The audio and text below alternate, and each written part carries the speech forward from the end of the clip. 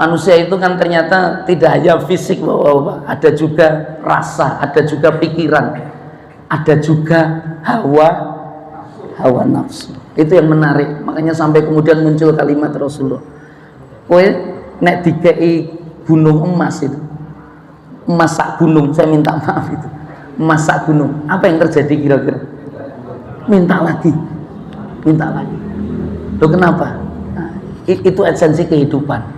Kenapa? Karena konsepnya dengan nafsu yang belum terkendalikan. Manusia itu kan punya akal. Maka kekuatan akal itu sejauh mana kira-kira dibanding atas nafsu yang sudah diberikan. Bismillahirrahmanirrahim. Assalamualaikum warahmatullahi wabarakatuh. Innal hamdalillah nahmaduhu wa nasta'inuhu wa nastaghfiruhu wa na'udzu billahi min sururi anfusina wa min sayyiati a'malina may yahdihillahu fala mudhillalah wa may yudlilhu fala hadiyalah. Asyhadu an la ilaha illallah wa asyhadu anna Muhammadan abduhu wa rasuluh. Allahumma salli wa sallim ala Muhammad wa ala alihi wa ashabihi ajma'in. Wa qala Allah ta'ala fi kitabihil karim, a'udzu billahi minasy syaithanir rajim. Innama ya'muru masajidallah man amana billahi wal yaumil akhir wa aqamas shalah wa ataz zakah wa lam yahsya ilallah fa'asa ulaika ayyakunu minal muhtadin. Wa fil ayatil ukhar utlu ma uhiya ilaika minal kitab wa aqimis sholah inna sholata tanha 'anil fahsya'i wal munkar wa la dzikrullahi akbar wallahu ya'lamu ma tasna'un. Wa fil ayatil ukhar wa adin finnas bil hajj ya'tuka rijala wa ala kulli dhamiri ya'tina min kulli fajjin amiq. Wa qala nabiyuna Muhammad sallallahu alaihi wasallam innama bu'istu li utammima makarimal akhlaq. Shadaqallahu wa shadaqa Muhammad sallallahu alaihi wasallam. Alhamdulillah, di kesempatan petang ini kita bisa mendapatkan yang mudah-mudahan sebagaimana ayatnya di Quran surah At-Taubah ayat 18 terkait dengan hamba-hamba Allah, mereka yang memakmurkan masjid-masjidnya. Innama ya'muru masajidallah. Innama ini salah satu kalam yang ingin menunjukkan sesuatu yang sifatnya khusus dan tak ada yang lain ya selain yang disebutkan oleh Allah Ta'ala. Dan siapa yang disebut? Mereka yang ya'muru masajidallah. Yang dimaknai dengan memakmurkan masjid Allah itu apa kira-kira? Banyak diantara kita memahami, ya, saya minta maaf, memakmurkan masjid Allah itu maksudnya bagaimana itu? Itu yang sering dipahami umumnya kita itu meramaikan gitu, dalam tanda petik. Kenapa dalam tanda petik Ustadz? Karena kalau hanya meramaikan, wong neng masjid terus rame-rame ini ya rame gitu. Wong neng masjid gocek-gocek dulanan niku nggih rame. Makna ya'muru masajidallah itu ternyata ya ada konsep-konsep nilai tentang disebutkan ya kalau di Quran surat At-Taubah ayat 18 itu ada ismun mausul yang menunjukkan kepada orang-orang yang ditunjuk itu dalam kata man amana billahi wa bil yaumil akhir. Itu terkait dengan memberikan keimanan, menambah keimanan kepada Allah dan hari akhir.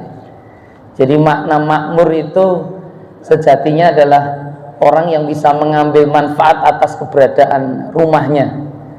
Jadi Makanya kenapa masjid itu menjadi penting atas kita orang muslim, karena siapa yang dekat dengan masjid, maka masjid itu manfaat terbesarnya adalah dia semakin mengimani Allah dan hari akhir. Jadi mengingatkan dia dengan panggilan sholat 5 waktu, adzannya itu yang biasa dengar, kemudian tidak hanya mengukuhkan keimanan dalam 2 kalimat syahadat yang juga didengar saat muadzin melantunkan adzannya, tetapi juga wa aqomas sholat. Jadi yang disebut memakmurkan masjid itu bisa memanfaatkan masjid itu untuk kemudian sholat berjamaah, sebuah sholat yang punya nilai jauh lebih banyak daripada orang sholat sendiri. Hitungan matematika Islam, 1 tambah 1 itu bukan 2, bisa sampai 27 untuk urusan ubudiyah.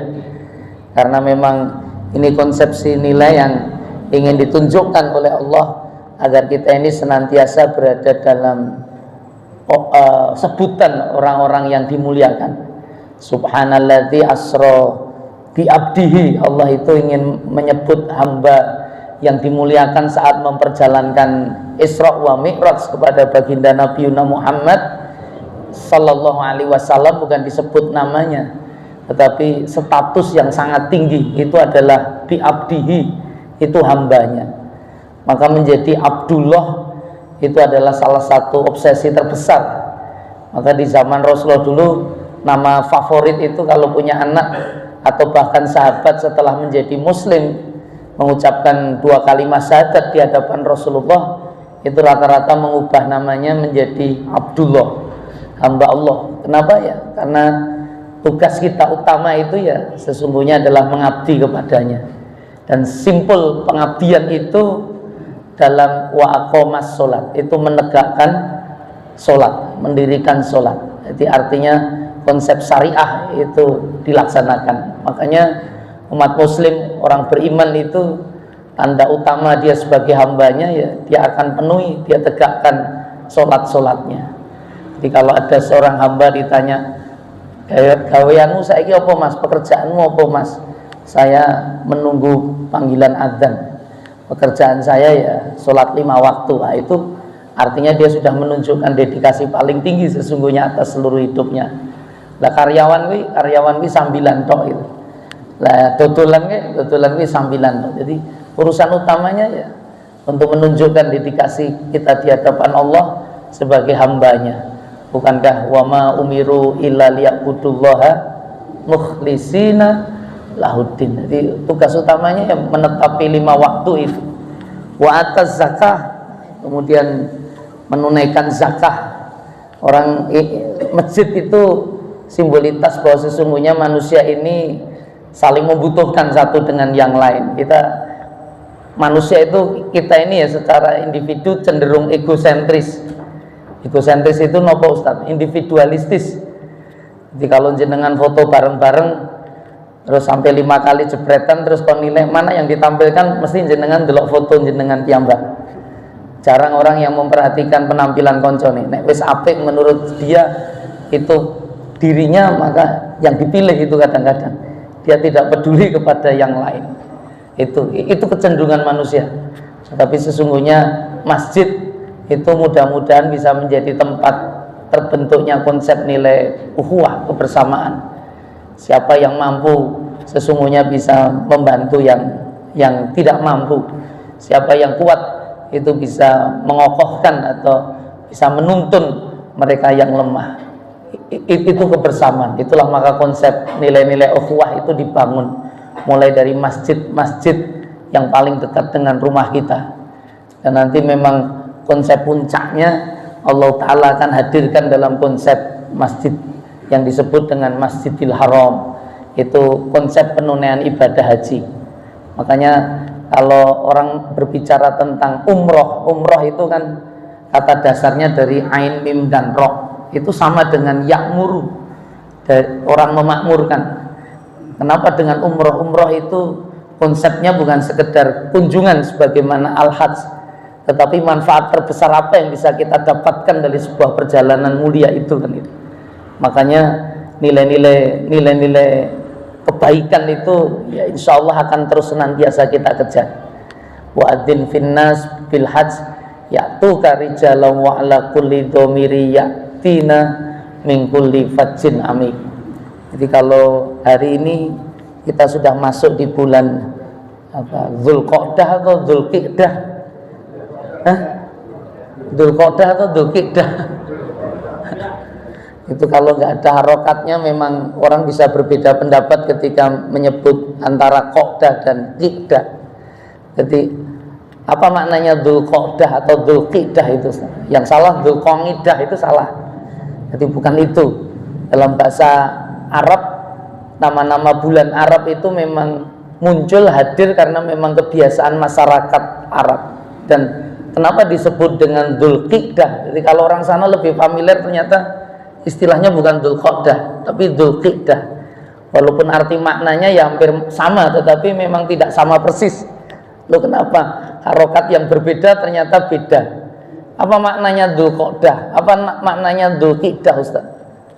Dzu itu kan sama seperti Dzulhijjah. Dzulhijjah itu bulan ke-12, bulan puncak. Bulan dimana di situ ada hijjah. Hijjah itu al-hajj. Al-hajj itu kalau di kitab-kitab fikih sering disebut al-qasdu. Alif, lam, qaf, shad dan dal. Al-qasdu. Al-qasdu itu apa, Ustaz? Ada yang tahu al-qasdu itu apa? Al-qasdu.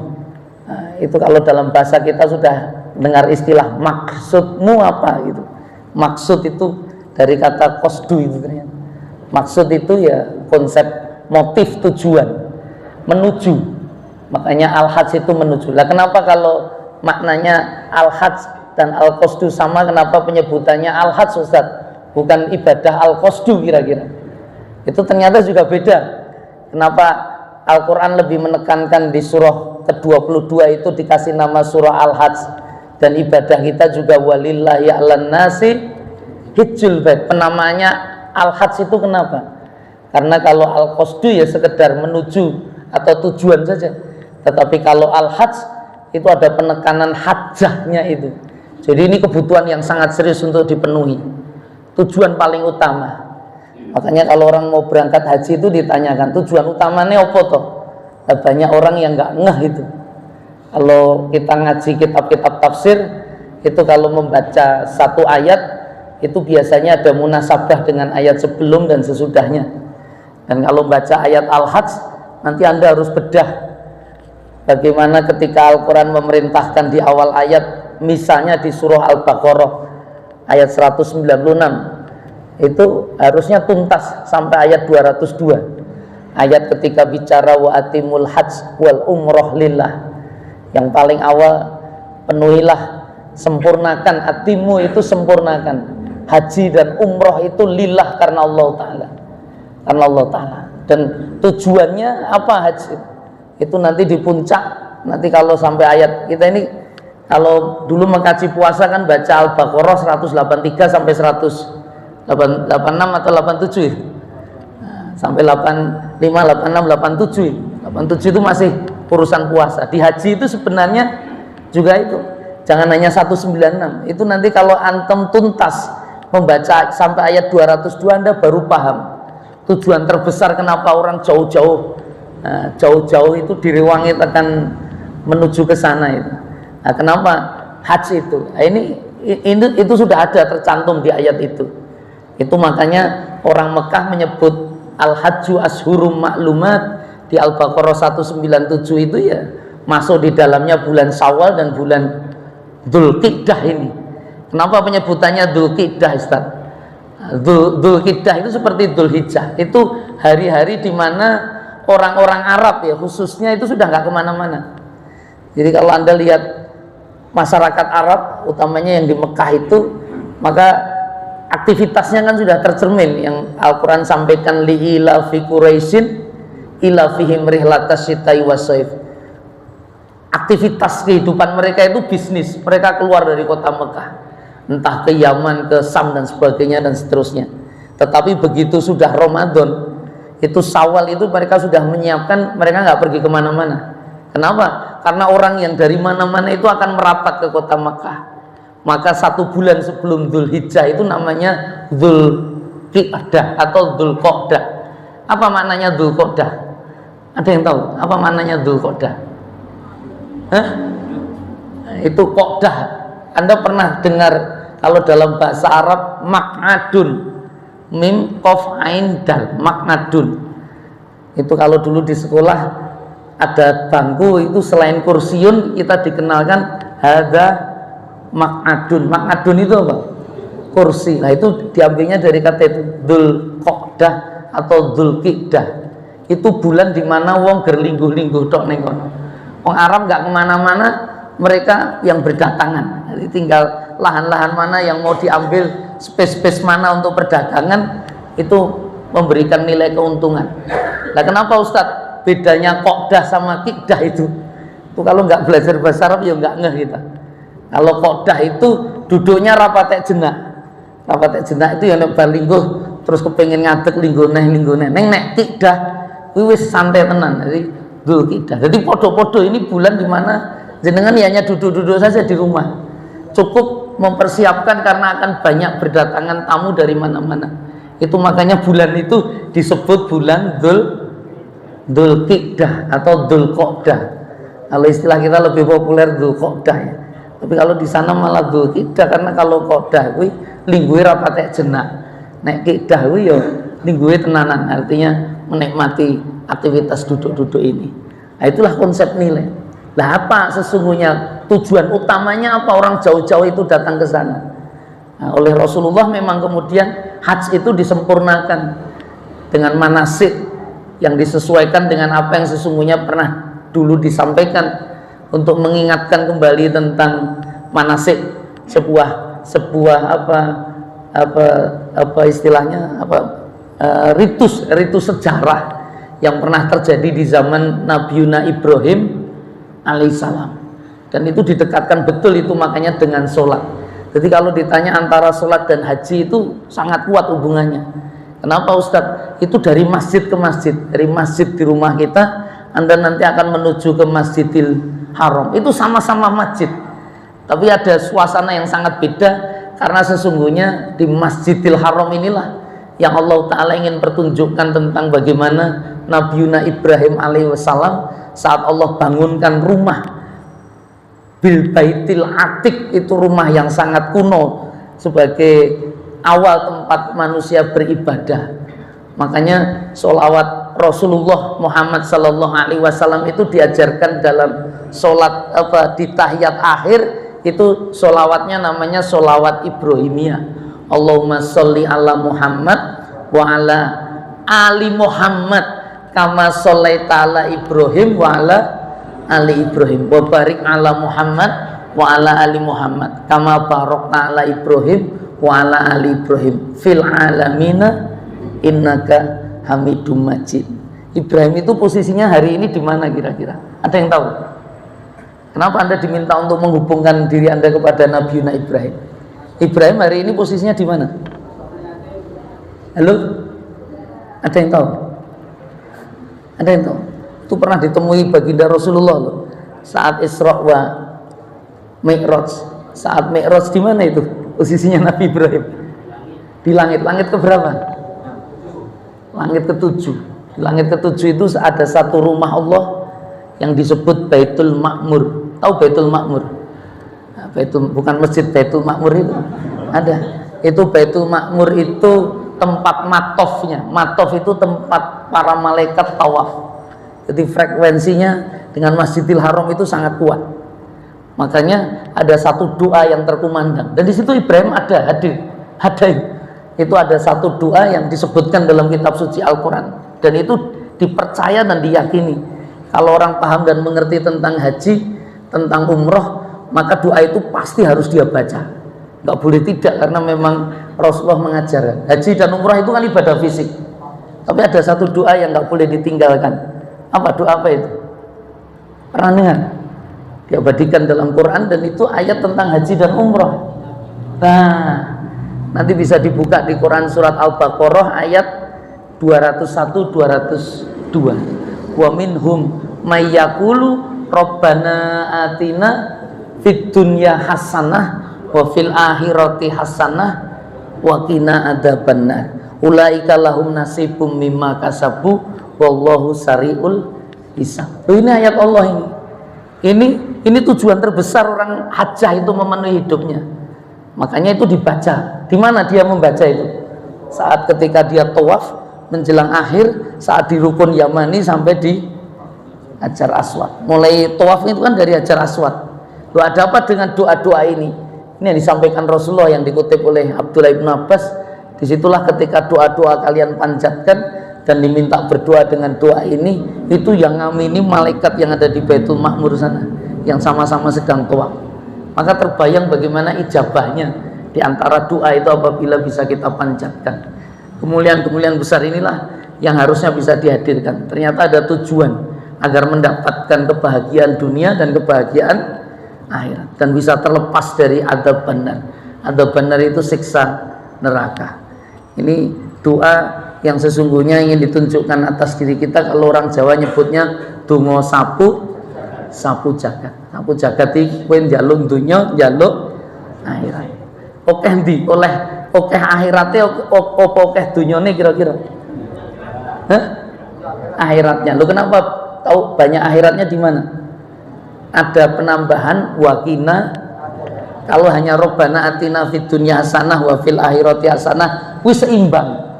Tetapi begitu Anda tambah wakina adzabannar, itu menjadi penting itu. Loh, ada apa urusannya Ustadz dengan wakina adzabannar? Nanti Anda bisa buka salah satu ayat yang sangat penting yang bikin baginda Rasulullah itu semalam menangis tak berhenti. Itu semalam menangis tak berhenti ketika turun ayat inna fi khalqis samawati wal ard wahtilafil lail wan nahar la ayatil liulil albab alladzina yadhkurunallaha qiyama wa qu'uda wa ala junubihim wa yatafakkaruna fi khalqis samawati wal ard rabbana ma khalaqta hadza batila subhanaka faqina adzabannar. Itu nangis Rasulullah tak berhenti. Nanti kalau nggak percaya bisa dibuka di tafsir Imam At-Tabari. Di tafsir Kemenak itu dikutipkan penuh itu ternyata cerita riwayat itu. Kenapa? Itu kenapa ayat surat Ali Imran 190 191 ini Allah turunkan? Kenapa kira-kira? Itu dilatar belakangi, ya memang sebenarnya sudah semua ayat itu ada skenarionya. Tidak semua ayat memang ada asbabun nuzulnya. Tetapi ayat ini diyakini, dikisahkan oleh Abdullah bin Abbas, ada riwayatnya kenapa Allah turunkan. Jangan tahu. Itu saat itu Rasulullah mendapatkan proposal dari orang kafir Quraisy. Proposalnya apa? Orang kafir Quraisy itu ternyata ketika melihat perkembangan yang ada pada kehidupan Rasulullah, itu ternyata kemajuan dakwah kenabiannya itu semakin moncer saat awal itu di Madinah. Perintah haji itu kan di tahun ke-6 Hijriah, 6 Hijriah, 1 tahun sebelum Fathul Makkah. Tapi ini fakta, ketika kaum muslim itu sudah mulai coba untuk orang kafir jahiliyah yang di Mekah itu akhirnya mengajukan negosiasi sama Rasulullah. Bentuk proposalnya apa? Mereka itu mau mengimani Rasulullah. Dari mana proposal ini munculnya? Ini kalau diceritakan Abdullah bin Abbas, itu karena orang kafir Quraisy melakukan apa? Studi, bukan studi tur ya, studi banding dulu kepada orang Yahudi sama orang Nasrani. Pertanyaannya, mereka ngajukan pertanyaan-pertanyaan. Kenapa kepada orang Yahudi, kenapa kalian mengikuti ajaran Musa? Kenapa kalian mengikuti Taurat? Jadi mereka menjadi penasaran. Maka jawab apa orang-orang Yahudi itu? Ya terang saja. Karena Musa itu bisa memenuhi apa yang menjadi request, keinginan kami. Maksudnya apa? Kami saat itu, Bani Israel itu hidup dalam tirani Fir'aun. Jadi ada seorang raja yang sangat otoriter yang hidup di masyarakat itu dan sangat kejam bagi kami. Dan Musa hadir menjadi penolong kami, menjadi apa, orang yang melepaskan kami dengan tongkatnya. Itu lautan bisa terbelah, kami bisa selamat dan seterusnya, sampai Fir'aun sendiri binasa atas izin Allah itu dengan Musa alaihissalam beserta tongkatnya itu. Nah, Musa itu kan cedang. Ternyata mereka juga bisa ngajukan akal logika bahwa Nabi Musa itu orangnya perkasa. Itu ngalah ke wong 10 wong yo iso kalah. Bahkan nempeleng orang satu sampai bisa meninggal. Dan yang mempesona itu apa pada Musa? Nabi Musa itu bisa memperlihatkan dari tangannya itu sinar kemilau yang membuat orang terpukau. Nah, setelah datang ke tempatnya orang Yahudi, mereka datang ke tempat orang Nasrani menanyakan, kenapa kalian ikuti Isa? Apa yang menarik atas kautas Isa? Maka dijawab, lu ini Al-Masih itu ternyata memberikan sesuatu yang besar atas kami. Saat wabah banyak penyakit, dialah penyembuh kami. Bahkan ada orang yang buta sejak lahir itu bisa melihat karena diusap, dibasuh Al-Masih ini sama Isa alaihissalam. Bahkan orang mati itu bisa dihidupkan. Saya mohon maaf, begitu melihat nabi-nabi yang lain seperti itu cara berpikir orang kafir Quraisy gimana kira-kira? Apa kami harus ngikuti Muhammad? Makanya mereka ngajukan bargaining position. Saya gelem lah akhirnya ngakoni kowe dadi nabi. Asal apa kira-kira?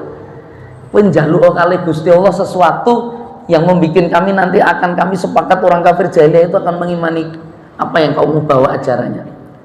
Saya tanya, jenengan tahu itu apa yang diajukan Rasulullah? Dan malam itu Rasulullah sampai izin kepada Aisyah radhiyallahu anha. Ini di riwayat yang lain. Itu saya kepengen beribadah betul sama Allah, dan ternyata Rasulullah berdoa di waktu malam itu meminta apa yang diinginkan orang kafir Quraisy. Sama Allah ternyata dijawab dengan Quran surat Ali Imran ayat 190-191 yang mengakibatkan Rasulullah itu menangis sampai pagi. Itu di waktu subuh saja saat ketemu Bilal bin Rabah, mata Rasulullah masih terlihat sangat sendu, air mata masih keluar, sehingga Bilal bertanya, ya Rasulullah, apa yang membuat kau sedih? Bukankah dosamu? Nah, jenengan nangis kali Gusti Allah itu mergo apa kira-kira? Kita dosa kira-kira. Lah Kanjeng Nabi dosa niku wis diampuni masa lalu dan masa depan. Apa yang membuat kamu nangis kira-kira? Apa hubungannya? Apa hubungannya dengan doa Rasulullah? Ada yang tahu? Requestnya orang kafir Quraisy itu minta apa kepada Rasulullah agar mereka ngikuti Muhammad? Kalau kita kan cukup diberi kaos sama dit 1.000 gelem itu kadang-kadang. Apa kira-kira? Apa? Minta apa itu? Itu sampai Rasulullah doa betul. Loh kenapa Ustaz? Laqad ja'akum rasulun min anfusikum azizun alaihi ma'anittum harisun alaikum bil mu'minina raufur rahim. Rasulullah itu sangat menginginkan iman itu semuanya. Maka kalau itu bisa ditempuh. Kalau Rasulullah berdoa kira-kira dikabulkan nggak sama Allah? Nah, tapi ternyata apa yang diminta itu dijawab oleh Allah dengan ayat sesungguhnya di dalam penciptaan langit dan bumi, wahtilafil lail wan nahar, pergantian antara malam dan siang, la ayatil liulil albab. Itu untuk tanda-tanda ayat-ayat kekuasaan bagi orang yang ulil albab. Ulil albab tahu jenengan maknanya? Dimaknai kalau di terjemahan Kemenak, orang yang berpikir menggunakan akal. Uli itu yang memiliki. Albab itu jamak dari lub. Lub itu saripati. Kalau Anda buka di tafsir, itu ditamsilkan seperti kacang. Kacang itu ada kulit, ada isinya. Penting mana? Kulitnya atau isinya? Dan hari ini banyak diantara kita yang nggak pernah ngambil isinya. Yang dikemas hanya kulitnya. Ada nggak gitu tuh kira-kira? Wong sing dibulai penampilannya tok ning isine melompong. Bagus, gede, dhuwur dan lain sebagainya, dijak omong enggak. Ada enggak kira-kira? Oh, itu masalah terbesar atas kehidupan kita. Itu urusannya dengan akal. Loh, urusannya apa Ustadz ketika Allah mengingatkan tentang akal itu? Karena orang kalau berakal, ketika dia yadkurunallaha qiyaman wa qu'udan wa ala junubihim, dia bisa mengingat Allah. Kemudian wa yatafakkaruna fi khalqis samawati wal ardh, dia bisa memikirkan atas penciptaan langit dan bumi ini, maka tiba-tiba bisa keluar seraya ada kalam yang keluar, Rabbana ma khalaqta hadza batila, ya Rabb kami tak ada yang percuma, tak ada yang sia-sia atas apapun yang kau ciptakan, dan subhanaka maha suci engkau, fakina adzabana, maka lindungi kami dari azabnya neraka. Itu maka menangis itu ditanya kenapa menangis kira-kira? Ada yang tahu jawabannya? Bilal bin Rabah itu mendengar Rasulullah menyampaikan argumen kenapa Rasulullah menangis. Itu urusannya bukan dosa. Urusannya apa? Itu yang paling saya khawatirkan. Kenapa? Saya tidak termasuk menjadi abdan syakur, hamba Allah yang penuh syukur. Oh, pertanyaannya belum terjawab tadi Ustaz. Ngopo Rasulullah ndonga kuwi kok tiba-tiba ada ayat ini Rasulullah bisa mengatakan menjadi hamba Allah yang penuh rasa Pertanyaan saya tadi apa? Apa permintaan orang kafir Quraisy ketika meminta doa itu kepada Muhammad? Minta apa itu? Hah? Minta gunung Sofa, bukit Sofa itu didadekke emas. Kira-kira nek bukit Sofa dadi emas, wong Mekah sugih kabeh ora kira-kira. Nah, di Indonesia iki ana gunung ya dadi emas lho. Ning sugih napa mboten kira-kira? Nah, itu masalahnya di mana itu belum bisa diselesaikan sampai hari ini. Loh itu betul. Bukit Sofa itu didadekke emas, dapat turun ayat itu. Rasulullah menangis dan menganggap ada masalah atas apa yang dia mintakan di hadapan Allah. Lu kenapa kira-kira? Ada yang bisa jawab? Kenapa kira-kira? Sampai Rasulullah kemudian komentar terakhir sama Bilal bin Rabah, cilaka betul, wong moco ayat ini orang nganggu akal. Dia nggak berpikir. Lu kenapa dengan pikiran kita, Ustaz? Kemuliaan macam mana yang hari ini Allah sudah hadirkan atas kehidupan? Orang kafir Quraisy itu kira-kira nek dikei gunung bukit Sofa dirubah jadi emas, apa yang kemudian terjadi pada mereka kira-kira? Gimana kira-kira? Itu konsep ketakwaan. Manusia itu kan ternyata tidak hanya fisik, bahwa ada juga rasa, ada juga pikiran, ada juga hawa nafsu. Itu yang menarik. Makanya sampai kemudian muncul kalimat Rasulullah, kowe nek dikei gunung emas itu, emas sak gunung, saya minta maaf itu, emas sak gunung, apa yang terjadi kira-kira? Minta lagi. Loh kenapa? Nah, itu esensi kehidupan. Kenapa? Karena konsepnya dengan nafsu yang belum terkendalikan. Manusia itu kan punya akal, maka kekuatan akal itu sejauh mana kira-kira dibanding atas nafsu yang sudah diberikan. Makanya kalau di Quran surat Ali Imran ayat 134, saat Allah ingin bercerita tentang ketakwaan, itu ternyata dimunculkan salah satu sifat, saya minta maaf ini, sifat yang hakikinya itu bagian dari mana ketika akal dan nafsu itu ada hubungan. Maksud Ustadz bagaimana?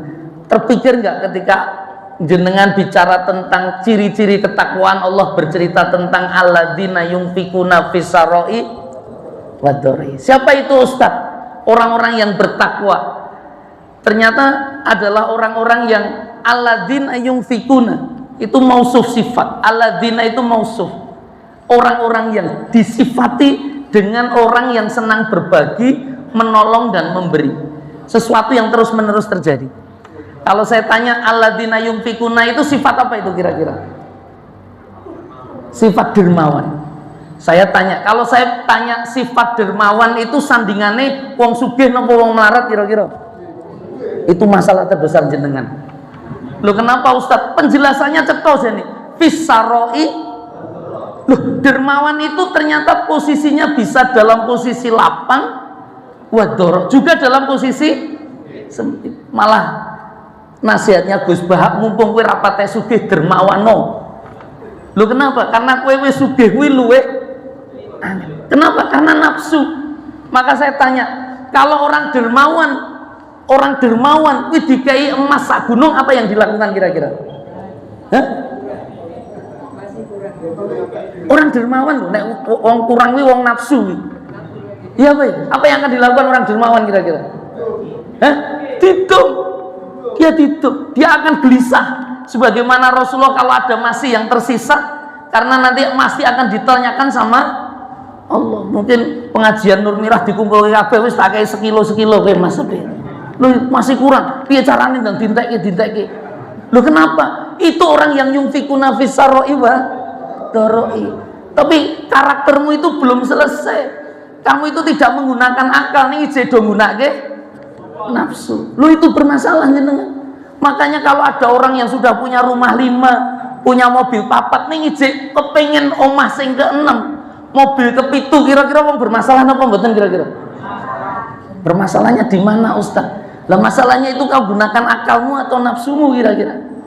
Orang kalau bicara tentang akal, maka yang muncul itu banyak kebersyukuran. Makanya Rasulullah sampaikan, saya yang paling khawatir itu abdan sakuro. Selama ini kita sudah dikasih akal sama Allah. Saya berkali-kali ulang, agama ini hanya untuk orang yang berakal, Orang yang nggak berakal itu nggak punya tanggung jawab atas urusan agama. Jadi nek jenengan kepengen rasulat, raposo, zakat itu gampang, edano. Oh itu orang yang nggak berakal, dia nggak punya tanggung jawab. Disebut ghairu mukallaf, dia apa yang kira-kira? Orang yang cenderung nafsunya saja yang nampak, akalnya di mana? Makanya kan ada lagu lutut lagi. Lah kapan kepalanya kira-kira? Kadang-kadang loh itu ada kadang-kadang ada nilai-nilai yang kita nggak pas ketika bicara. Maka konsepsi hidup, makanya Ramadan itu sebenarnya kan, makanya kan kalimat tahniyah ya, Anda nyari hadis-hadis Rasulullah nggak ketemu itu, tapi di Indonesia jadi ucapan selamat minal aidin wal faizin. Itu kan ketika kamu kembali kepada fitrah dan al faizin. Al faizin itu kamu pemenang. Kenapa kamu disebut pemenang kira-kira? Siapa yang kau sudah taklukkan? Siapa yang sudah kau kuasai? Di puasa kemarin siapa yang sesungguhnya esensinya kita kuasai? Nafsu kita. Tapi kita poso bulat bali nafsunya ijek keliaran kan ngendi-ngendi. Itu kan sangat bermasalah atas kehidupan kita. Dan itu kegelisahan itu munculnya dari itu. Makanya nafsu itu kalau urusannya dengan maliyah itu nanti ada sifat namanya disebut toma, mim dan ain. Toma itu serakah. Toma itu nggak pernah puas. Maka kalau ada hamba Allah ada hadir sifat qanaah, ini lawannya toma itu qanaah itu sudah merasa cukup, malah inginnya berpikirnya lebih memberi, berbagi, membantu karena ada kedermawanan. Itu nafsu. Dan apalagi bicara Al-Quran tentang nafsu, Ustaz, nanti dilanjutkan Ali Imran 134 itu ketika bicara tentang ketakwaan, wal kadhiminal ghaidh wal afina aninas. Loh, apa maknanya kadhim? Ini mumpung ada contohnya. Kadhimil ghaidh di tafsir Buya Hamka nanti Anda bisa buka. Itu mentafsirkan kadhim itu seperti tutup gelas yang menutup sangat kuat. Kenapa? Al-kadhiminal ghaidh itu orang yang bisa menahan amarah. Artinya gelas itu kalau dibalik itu tidak tumpah. Dia pantas marah, tetapi memang orang yang bisa mengendalikan nafsu itu tidak pernah marah. Saya tanya, di majelis ini ada orang yang nggak bisa marah kira-kira? Ini kita yang bermasalah ini. Dan loh, kenapa Ustadz bertanya seperti itu? Loh, ada apa dengan marah Ustadz? Latadok. Loh, itu diapalah di adik kita. Ojo marah bagimu. Nek marah pripun kira-kira?